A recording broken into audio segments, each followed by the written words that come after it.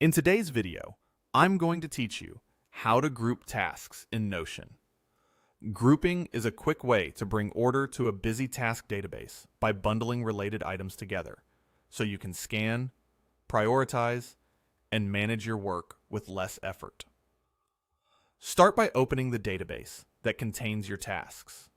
This could be a table, list, or board view.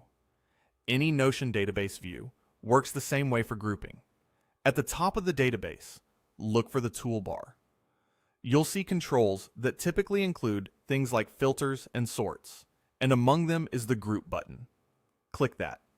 A small menu will appear. Choose Group By. This tells Notion you want to organize your tasks into sections based on a specific property. Now pick the property that makes the most sense for how you work.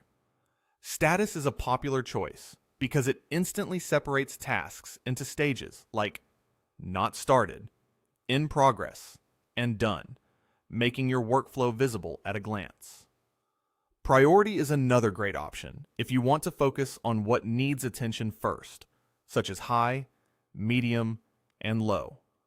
After you choose the property, give Notion a moment to reorganize the database.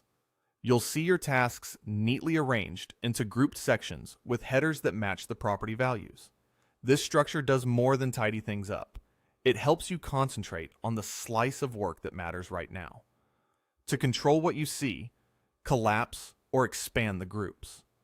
Collapsing a group hides its tasks so you can reduce visual noise, while expanding brings everything in that category or stage back into view.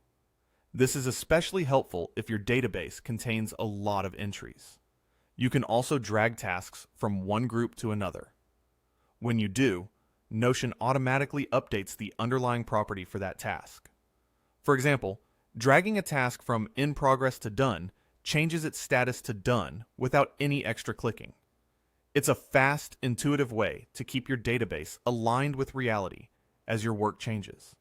If you want clearer labels, rename the groups. This can make your setup more meaningful, like turning low into backlog, or adjusting terminology to match your team's language.